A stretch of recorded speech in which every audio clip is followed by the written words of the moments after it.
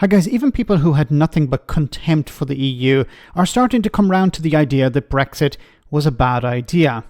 Or are they? Tony Pearsons, before the referendum, told the Daily Mirror, and I quote, "I'm one of millions who would not wipe their dog with the EU flag," now claims here that it's turning out pretty badly.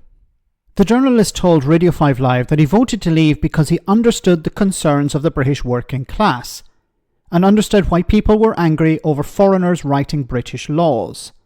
However, it seems Tony is more upset about the division than the actual consequences, which makes this even more frustrating. Have a listen.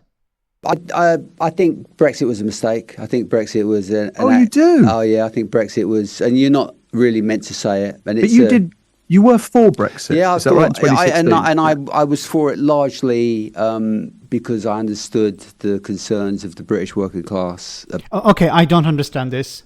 Can someone please explain to me why the British working class would benefit from leaving the European Union? Like, what was the lie that was told? Is it worker protections would be stronger? Is it something to do with nationalisation? Because as soon as you'd look around Europe, you'd see, well, there are industries that have been nationalised within the European Union. Worker protections are stronger. There's a minimum standard when it comes to worker protections. So I don't understand this argument, and I keep hearing it all the time, that the working class, many working class people were convinced to vote to leave, and I don't know what was the argument, unless it's to do with racism, because some people claim that the working class care about immigration and are concerned about immigration, or whatever the term is I should be using. But I don't understand this argument that the working class benefited in some way from leaving the European Union. About membership of the EU. I completely get that. I completely understand what people will complain about, what they resented for it. And, you know, it is, and people talk about British exceptionalism, but the thing is, if you haven't been invaded for 1,000 years, it's difficult to get used to the idea of your laws being created in another country. It's just. But they were not being created in another country. So I don't know if he's trying to justify this, because he says that Brexit was a mistake, but now he's sort of trying to justify why people voted for Brexit, and maybe why he voted for Brexit. But the laws were not created in another country. We keep having to repeat this point. The UK was a member of the European Union. It was at the table making the laws. British officials were writing these laws that were adopted by member states, including the UK.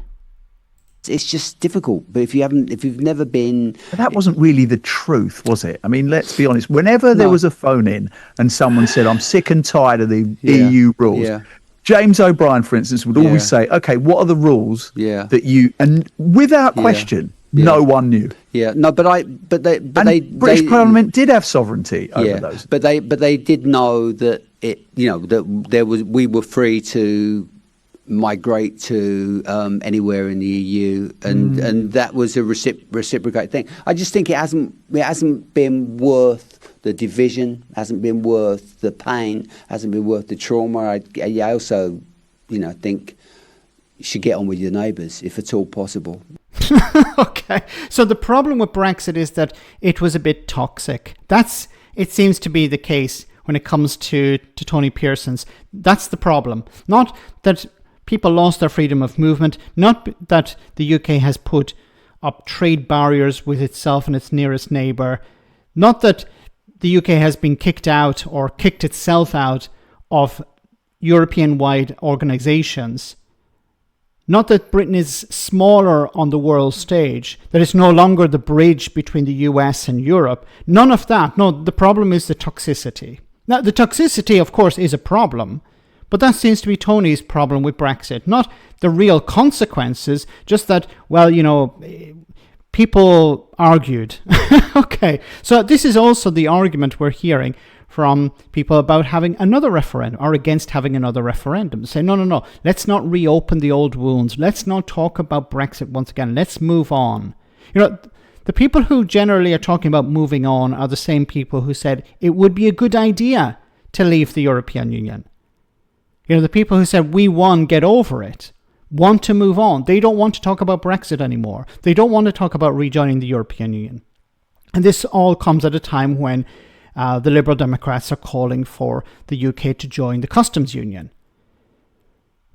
So wounds have to be opened, I'm sorry to say, because it's unfinished business. Brexit is not done, no matter what Boris Johnson has to say. It won't be done until the UK rejoins the European Union. It's going to happen. We don't know when. We don't know the full process, but it will eventually happen. And those wounds will have to be opened, and they will be healed when the UK rejoins. Let me know in the comment section, guys, what you think. As always, your comments are greatly appreciated. Thanks a lot.